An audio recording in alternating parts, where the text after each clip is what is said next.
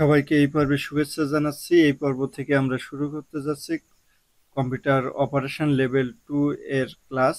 এই ক্লাসে আমরা এখন যেগুলো দেখব সিরিজ অনুযায়ী আমরা একের পর এক এক্সেল শিটের কাজগুলো দেখব।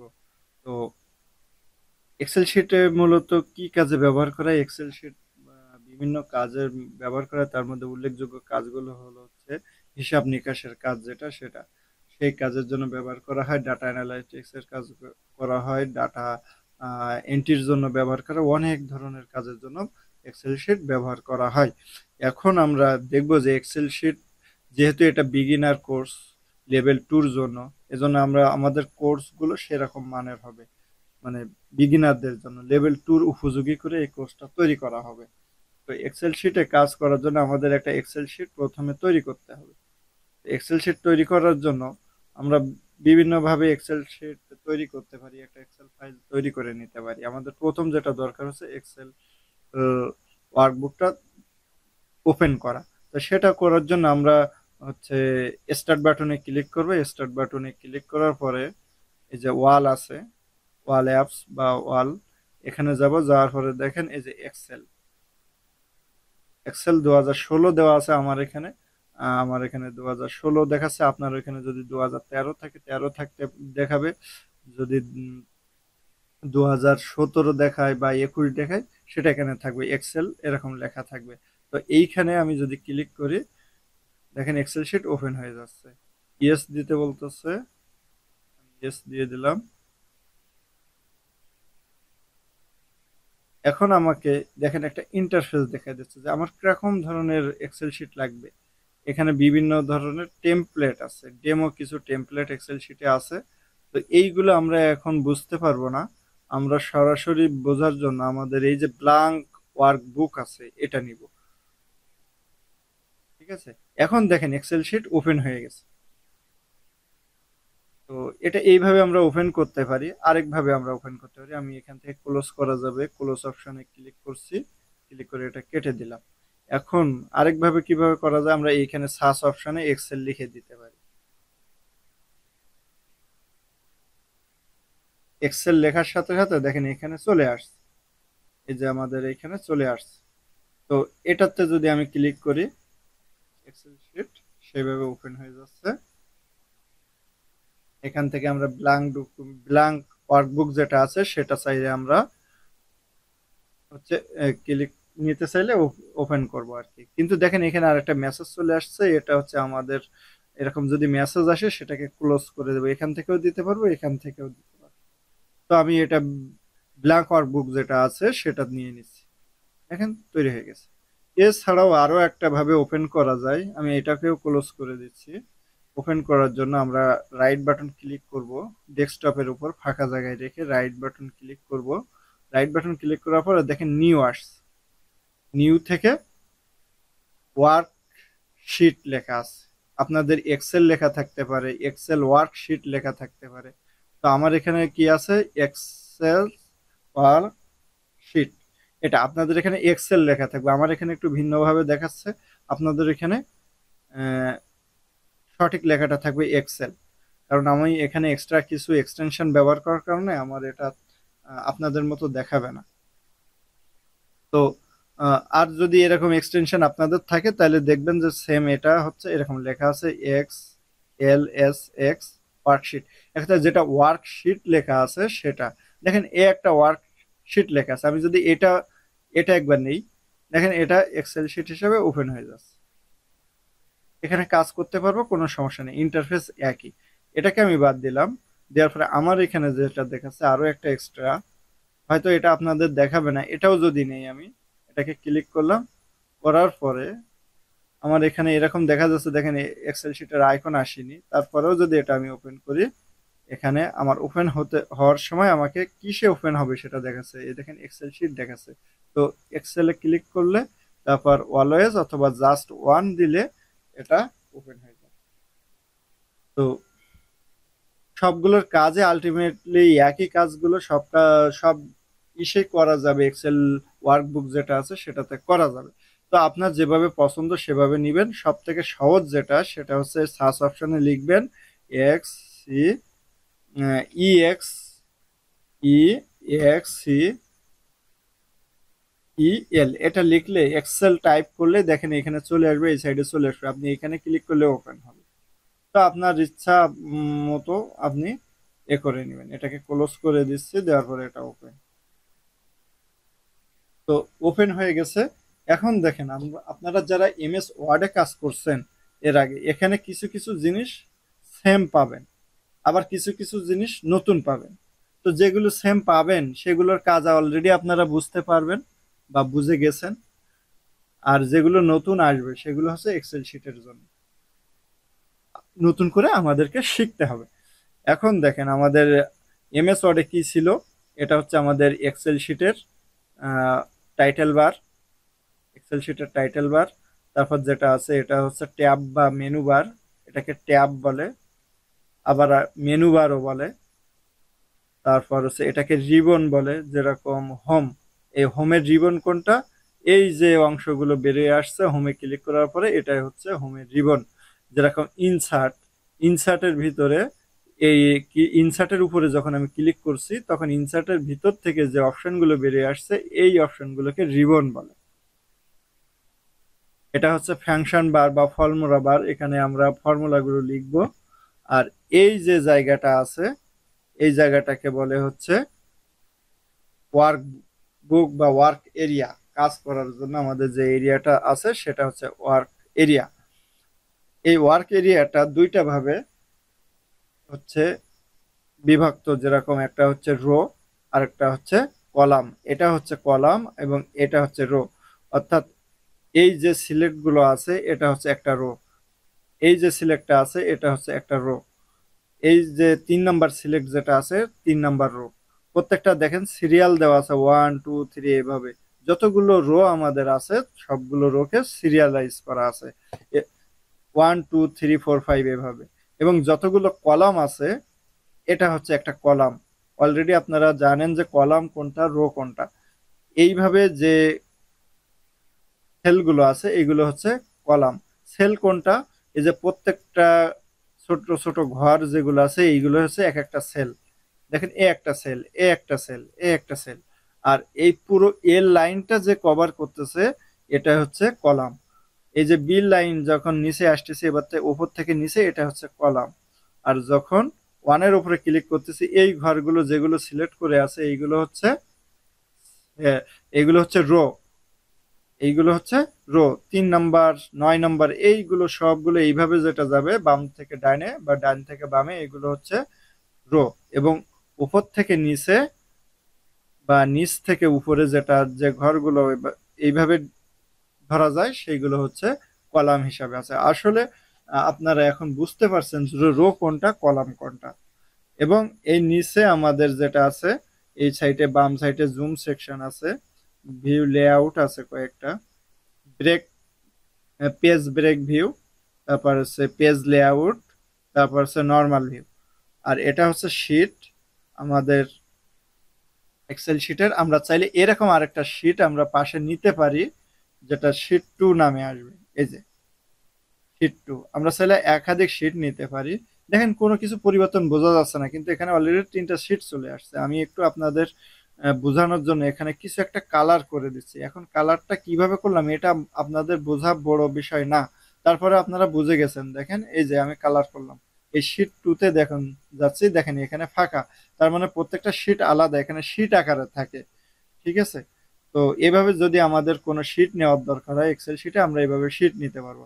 আমরা যদি শিট 1টাকে এখানে 1 আছে, 1টাকে যদি কোনো নাম দিতে চাই শিট 1 নামে রাখবো না, অন্য কোনো নামে দিতে চাই তাহলে আমরা সেটাও দিতে পারবো। কিভাবে দেব, এটার উপরে ডবল ক্লিক করলে দেখেন এটা সিলেক্ট হয়ে আছে, সিলেক্ট হয়ে আছে। এবং এই সিলেক্ট যখন হবে তখন আমরা এটাকে লিখতে পারি, যেরকম আমি এখানে লিখতেছি স্কিল বাড়ি, S K I double L S, skills বাড়ি, বি এ আর আই বাড়ি, স্কিলস বাড়ি। দেখেন এটা স্কিল বাড়ি হয়ে গেছে, কিন্তু এটা কিন্তু পরিবর্তন হয়নি, এটা কি আছে শিট 2 আছে। এখানে যদি আমি আমার নাম লিখি দেখেন এখানে সিলেক্ট করার পরে ব্যাক স্পেস চাপ দিলে ওটা চলে যাবে। এখন আমি সহজে লিখতে পারবো MILON, মিলন, আমার নাম মিলন, আমি মিলন লিখলাম। এখানে যদি আমি আরেকটা জিনিস লিখি RAKIB, রাকিব, রাকিব লিখলাম। এখন দেখেন এভাবে চাইলে আপনারা প্রত্যেকটা শিটকে আলাদা নাম দিতে পারেন। এটা হচ্ছে শিট 1, এটা হচ্ছে শিট 2, এখানে অন্য কালার একটা দেই রেড টাইপের, এটাকে আরেকটা কালার দিচ্ছি। তিনটা শিট আছে এখানে, আপনারা বুঝতে পারবেন। দেখেন এখানে ফুল লাল আছে রাকিব নামে যে শিটটা নিচ্ছি সেটাতে, আর এই যে মিলন নামে যে শিটটা নিচ্ছি এটাকে অরেঞ্জ জাতীয় কালার আছে, হালকা ইয়েলো টাইপের। আর এখানে স্কিল বাড়ি নামে যে শিটটা নিয়ে নিছি এখানে ইয়েলো কালার আছে, ফুল ইয়েলো কালার। তো এভাবে আপনারা একাধিক শিট নিতে পারবেন। তো এতটুকু বুঝলেন। আমি এটাকে নতুন আরেকটা শিট নিচ্ছি যেখানে কিছু নাই, শিট 4 নামে। এই যে শিট 4 নামে নতুন একটা শিট নিলাম। তাহলে এখন আমরা বুঝলাম যে শিটটা কিভাবে তৈরি করে, শিটের নাম কিভাবে চেঞ্জ করে সেটা আমরা বুঝতে পারলাম। আমরা বুঝলাম কি কলাম কোনটা বলে, কলাম এবং রো কোনটা বলে সেটাও বুঝলাম। রিবন কাকে বলে, রিবনটা কি সেটা দেখলাম। রিবনের মধ্যে অনেক ধরনের অপশন আছে এক্সেল শিটে। তো এইগুলো আমাদের এমএস ওয়ার্ডে কিন্তু এত অপশন নাই, আবার কিছু কিছু অপশন আছে, আমি কিন্তু আগেই বলছি, আপনারা দেখলে বুঝতে পারবেন। যারা এমএস ওয়ার্ডের কাজ জানেন তারা কিন্তু এক্সেল শিটের এই রিবনের যে কাজগুলো এমএস ওয়ার্ডে আছে সেই কাজগুলো অনায়াসে করতে পারবেন। ঠিক আছে, এখন আসি এক্সেল শিটের রো কয়টি, কলাম কয়টি। এটা কিন্তু লেভেল 2 তে কোশ্চেন হিসাবে অবশ্যই আপনারা পাবেন। এরকম ধরনের কোশ্চেন হয়। কলাম, কলাম কোনটি কয়টি, অর্থাৎ এই এক্সেল শিটে দেখেন এই সাইটে অনেক জায়গা আছে, আবার এর নিচে কিন্তু অনেক জায়গা আছে। দেখেন কত জায়গা আছে, এই জায়গাটাতে খেয়াল করেন যে আমি যখন নিচে আসতেছি শেষ হচ্ছে না, তার মানে অনেক জায়গা আছে। এরকম কতটা কলাম এবং কতটা রো আছে এটা আমরা কিভাবে বুঝবো? এটা আমরা সহজভাবে বুঝতে পারি। এই যে তীর চিহ্ন আছে দেখেন, কলাম শুরু, কলাম এ, কলাম বি, এর আগে যে একটা আহ, তীর চিহ্ন মতো আছে, এবং রো 1, রো 2 যেটা আছে এটাকে রো নাম্বার বলে। এর উপরে এইখানে যদি আমরা একটু মাউসটা ক্লিক করি, লেফট সাইড একবার ক্লিক করে চেপে ধরে রাখি, তাহলে দেখেন এইখানে আমাদের রো কয়টা কলাম কয়টা দেখাই যাচ্ছে। এখানে রো হচ্ছে প্রথমটা এবং লাস্টে সি দেওয়া আছে, সি হচ্ছে কলামের সংখ্যা। তাহলে আমাদের এখানে কয়টা রো দেওয়া আছে, এখানে রো দেওয়া আছে 10,48,576টি রো আছে, 10,48,576টি, এবং কলাম দেওয়া আছে 16,384টি, 16,384টি। তাহলে রোর সংখ্যা কত আমরা এখন জানলাম, এবং কলামের সংখ্যা কয়টা সেটাও জেনে গেলাম। এখন প্রত্যেকটা সেল দেখেন, প্রত্যেকটা সেলে আমি যেখানে ক্লিক করতেছি প্রত্যেকটা ঘর, এই ঘরগুলোকে কি বলে, সেল বলে, সেল বলে। তাহলে এই সেলটার একটা নাম আছে। যেরকম এই কলামটার একটা নাম আছে, কলামটার নাম কি এ কলাম, এই কলামটার নাম কি বি কলাম, এই কলামটার নাম হচ্ছে সি কলাম। এইভাবে আমাদের যতগুলো কলাম আছে ততগুলো কলামের কিন্তু একটা একটা নাম আছে। আবার রো গুলোর নাম আছে, যেরকম রো 1, রো 2, রো 3, এইভাবে। ঠিক প্রত্যেকটা সেলের আমাদের একটা একটা নাম আছে, এই যে নাম আছে। এই নামটা কিভাবে বুঝবো? যে সেলটার উপরে আমি ক্লিক করব সেই সেলটার নাম আমাদের এই অপশনটাতে দেখাবে। দেখেন আপনাদের অনেকের এরকম ছোট আসতে পারে, ছোট থাকলে কি হবে, কয়টা কলাম আছে রো আছে এইখানে কিন্তু দেখা যাচ্ছে না। তখন কি করবো আমরা, এই যে তিনটা ডট আছে দেখেন, এইখানে তিনটা ডট, এবং মাউস দেখেন এখন তীর চিহ্ন আছে, যখন ওই ডটের উপর নিয়ে যাব তখন দেখেন অন্যরকম হয়ে যাচ্ছে, অ্যারো মতো হয়ে যাচ্ছে। এই অ্যারো যখন আসবে তখন এখানে ধরে যদি একটু টান দেয় তাহলে এটা বড় হবে, আবার এটা ছোট হবে। তো এটা একটু বড় করে নেব, কারণ এটা ছোট যখন থাকে তখন এখানে দেখেন সব দেখা যাচ্ছে না, ছোট জায়গায় এর জন্য। তো এটা আমি একটু বড় করে নিচ্ছি। দেখেন এখন বড় করে নেওয়ার পরে আমাদের রোটা কিন্তু দেখা যাচ্ছে, রো এবং কলাম দুইটা একসাথে দেখা যাচ্ছে। বিষয়টা আশা করি বুঝতে পারছেন।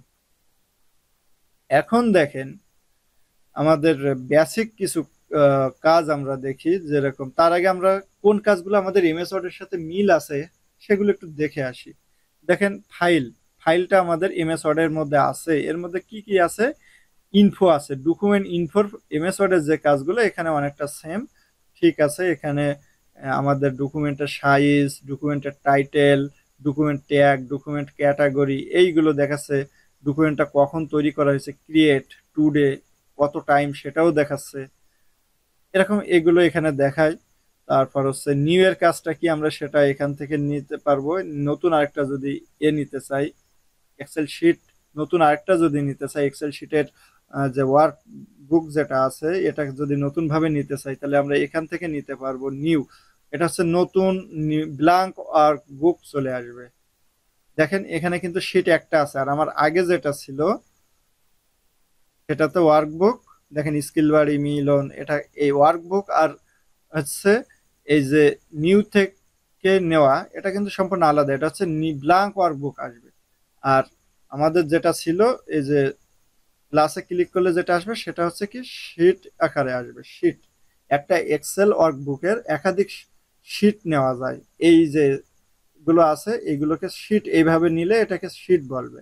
আবার যখন আমি এই নিউ নিউ থেকে আসবো নিউ অপশানে, এই নিউ অপশানে যখন আসবো আসার পরে আমি যখন ক্লিক করবো এখান থেকে নেব তখন এটাকে কি বলবে, ব্ল্যাঙ্ক ওয়ার্কবুক বলবে। আমি যদি এইটা নিই তাহলে এটার নতুনভাবে ওয়েলকাম টু এক্সেল এক্সেল এটা হবে। তো এইভাবে কাজের নাম অনুযায়ী এখানে টাইপিংটা করা আসলে মূলত আমাদের এটা নিতে হবে। তো নিউ এর কাজটা আসলে বুঝতে পারছেন আপনারা।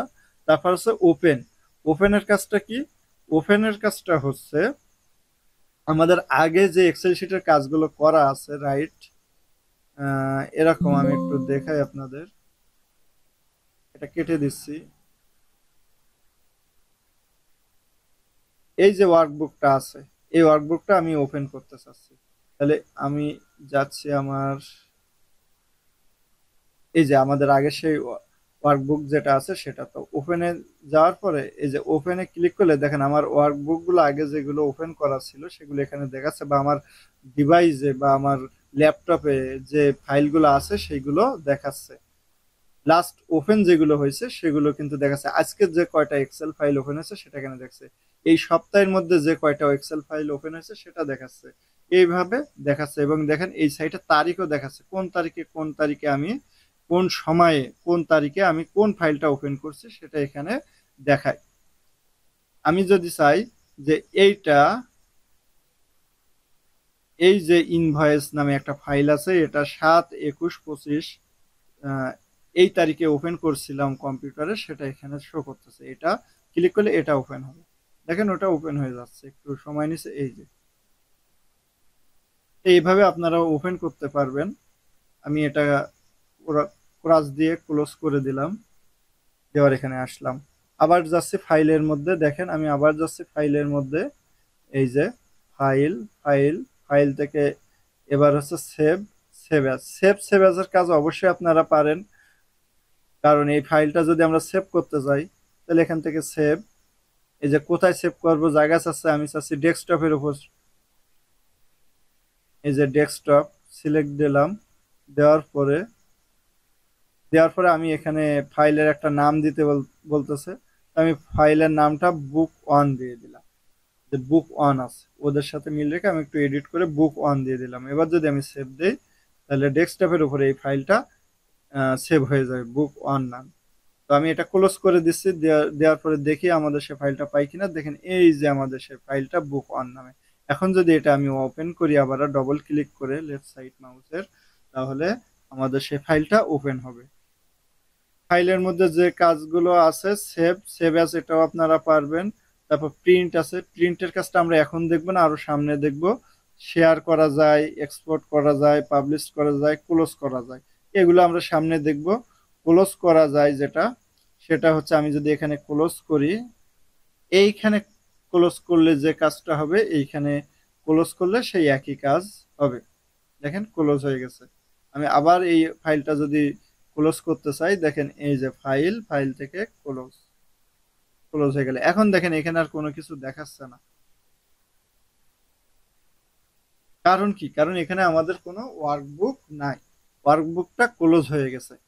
এখন এই প্রবলেমটা আবার অনেকের হয়, এক্সেল ওয়ার্কবুক নেওয়ার পরে বা এক্সেলের একটা ফাইল যখন ডকুমেন্ট আমরা ডকুমেন্ট আকারে নেই, তখন এরকম আসে। এরকম আসলে আমরা কোনো কাজ করতে পারি না, এখানে কোনো ওয়ার্কবুক নেই, ফাঁকা, কাজটা করব কোথায়? তো এরকম যাদের আসবে তারা কি করবেন, এই ফাইলে যাবেন, যাওয়ার পরে এখানে নিউতে আসবেন, নিউতে আসার পরে ব্লাঙ্ক ওয়ার্কবুক আবার আরেকবার নেবেন, দেখবেন ঠিক হয়ে যাবে। তো আশা করি বিষয়টা বুঝতে পারছেন। এগুলো সব বেসিক। তারপরে আমার এখানে ডব্লিউপিএস পিডিএফ আছে, পিডিএফ নামে কয়েকটা অপশন আছে এক্সেল শিটে, আপনাদের সচরাচর এগুলো থাকে না, এটা একটা এক্সটেনশন আমি এখানে অ্যাড করে রাখছি। তারপর আপনারা যেটা পাবেন, হোম, ফাইলের পরে হোম পাবেন, হোমের পরে এই যে ডব্লিউপিএস পিডিএফ, এটা আপনাদের থাকবে না, আপনাদের থাকবে ইনসার্ট। এটা আপনাদের কাজেও লাগবে না, এই যে ইনসার্ট আছে, ইনসার্ট পাবেন। আপনারা এমএস ওয়ার্ডেও ইনসার্ট আছে, তো এমএস ওয়ার্ডের ইনসার্টের সাথে এখানে কিছুটা ভিন্নতা আছে, আবার কিছু কিছু জিনিস একই আছে।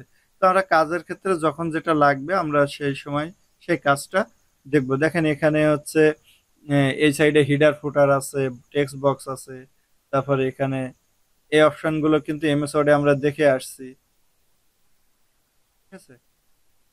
এখানে পিকচার আনতে পারবো, আমরা যদি কোনো পিকচার আনতে চাই পিকচার থেকে নিয়ে আসতে পারবো, অনলাইন পিকচার নিয়ে আসতে পারবো আমরা অনলাইনের মাধ্যমে এখানে যদি আমরা কোনো পিকচারের নাম লিখে সার্চ করি বা ইন্টার দেই, তাহলে সেই পিকচারটা এখানে চলে আসবে। এগুলো আপনারা পারেন, এমএস ওয়ার্ডে নিয়ে আসছেন অলরেডি।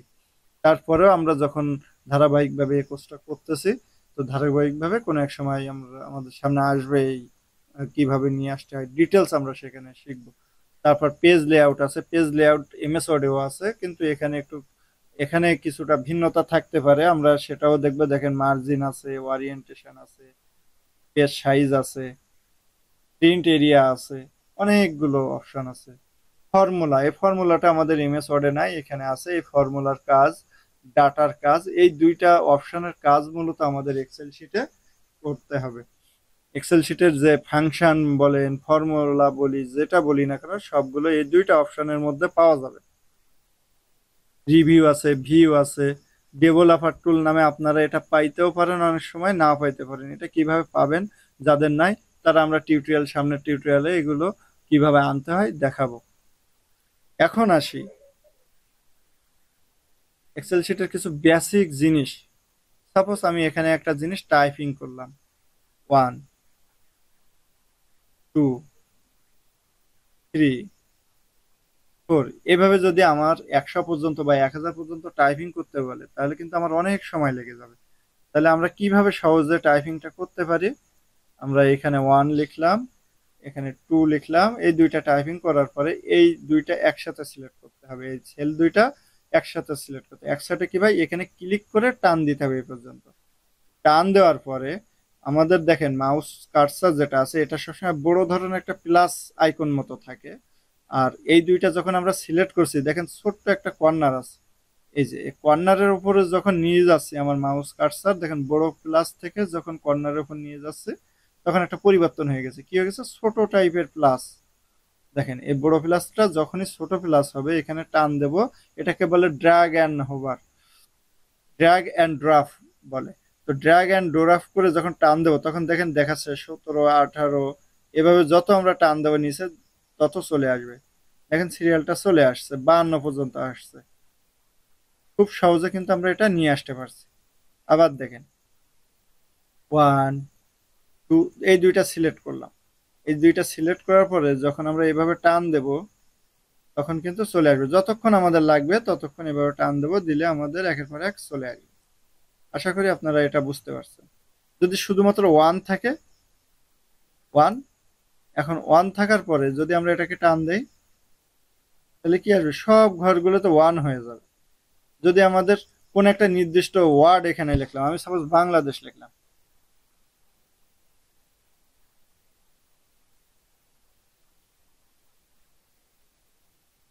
বাংলাদেশ লিখলাম, এখানে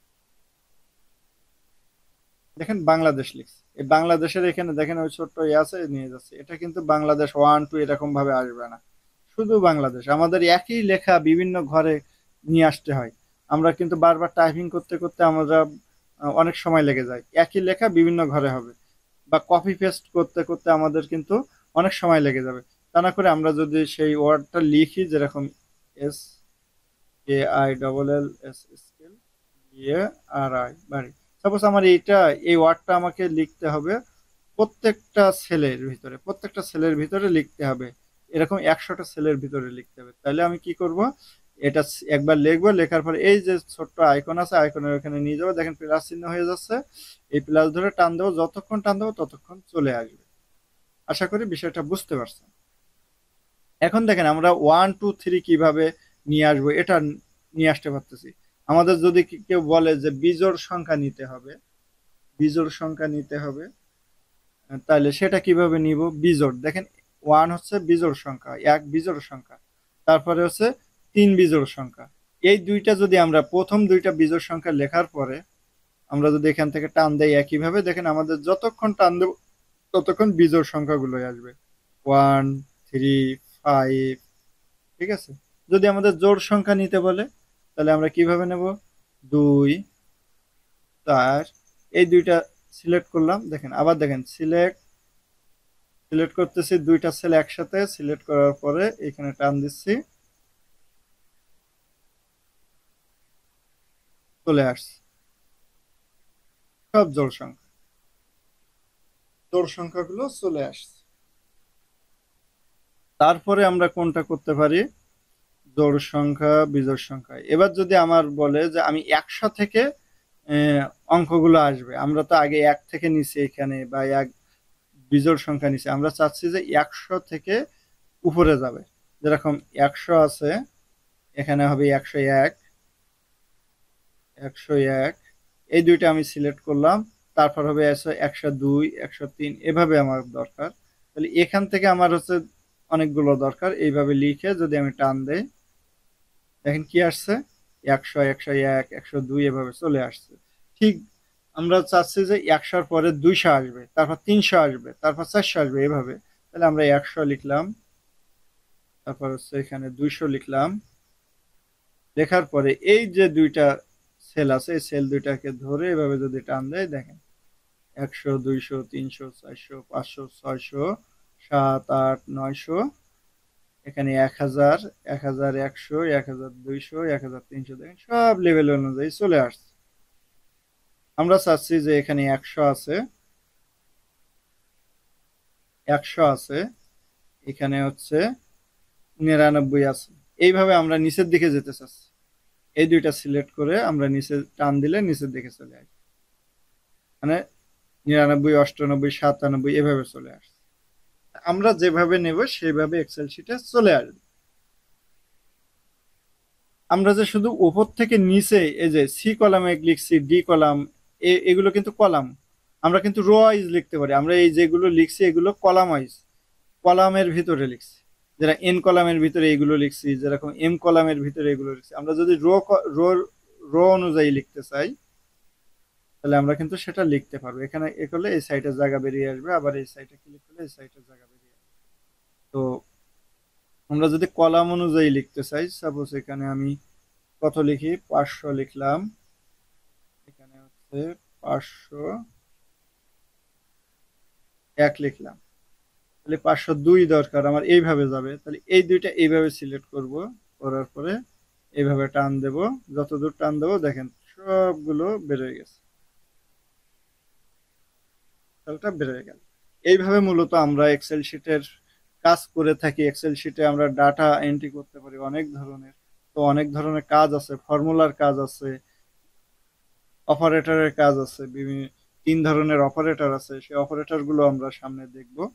তো এই ক্লাসটা আরেকটু দীর্ঘায়িত করতে পারতাম, কিন্তু ক্লাসটা অনেক লং টাইম হয়ে যাচ্ছে, অনেকক্ষণ হয়ে গেছে। তো আমরা এখানে শেষ করতেছি, পরবর্তী ক্লাসটা দেখার জন্য অনুরোধ করছি। পরের ক্লাসটা আরো ভালো লাগবে আপনাদের, যেহেতু এটা বেসিক, আপনারা অনেকে হয়তো এগুলো জানেন, আর যারা জানেন না মূলত তাদের জন্য এই টিউটোরিয়ালটা।